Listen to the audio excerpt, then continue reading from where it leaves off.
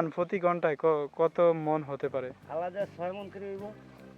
দর্শক, আপনাদেরকে যেমনটি বলেছিলাম, এই যে এই ধানগুলো দেখতে পাচ্ছেন, এগুলো আর এক সপ্তাহের মধ্যেই কৃষকরা গড়ে তুলতে পারবে। হাই এভরিওয়ান, আসসালামু আলাইকুম। আপনারা সবাই কেমন আছেন?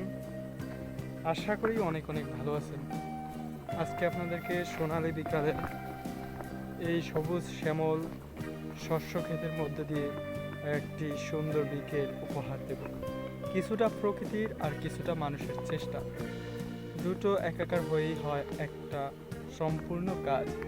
আর সেই সম্পূর্ণ কাজটি হলো ধান চাষ বলেন, কোনো সবজি চাষ বলেন, প্রতিটা জিনিসের মধ্যেই প্রকৃতির কিছুটা অবদান, কিছু না কিছু অবদান থাকে। ভিন্ন বৈরী আবহাওয়ার মধ্যে দিয়েও যখন একটা কৃষকের মনের আশা স্বপ্ন সফল হয়, তখন বিষয়টি খুব ভালো লাগে। তো আমি আজকে যেই জায়গাটিতে আছি, আমার চারপাশে ধান ক্ষেত আপনারা দেখতে পাচ্ছেন।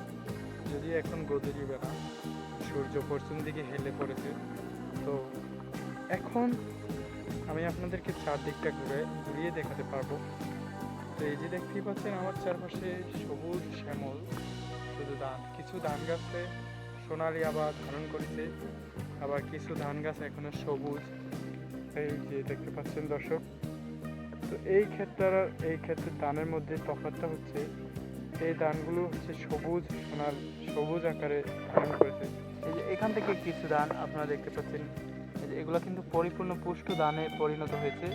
এগুলো কিছুদিনের মধ্যেই কৃষকরা গড়ে তুলতে পারবেন।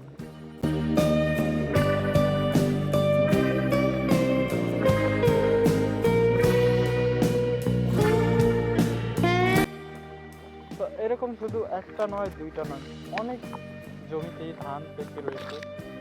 আর দেখেন যে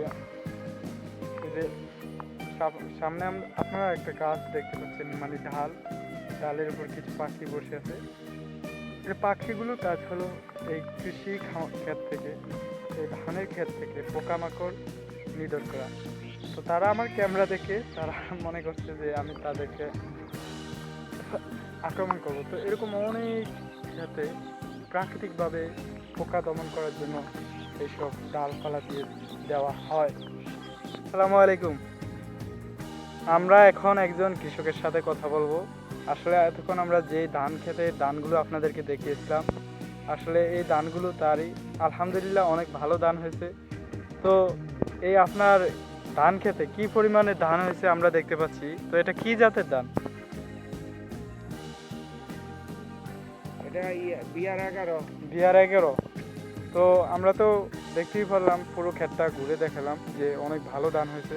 তো আপনারা এবার কি কি কীটনাশক ব্যবহার করছেন, কত টাকার কীটনাশক হবে এই জমিটাতে ব্যয় করছেন? কালো টিকনা সার, ড্যাব সার, সাদা সার ব্যাগ মিলিয়ে দিচ্ছিস আর কি এই জমিতে?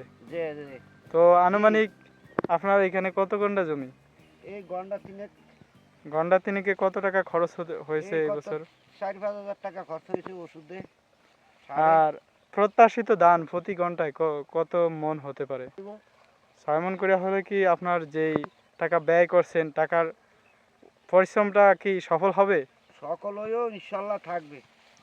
তো দর্শক, আপনারা একজন কৃষকের কথা শুনলেন। আমরা যেই ধান ক্ষেতটিতে এতক্ষণ ছিলাম, তো ওনার জমিতে ভালো ধান হয়েছে এবং উনি যে বিস্তারিত বললেন, তো আশা করা যায় যে এবার ধানে উনি লাভবান হবেন ইনশাল্লাহ।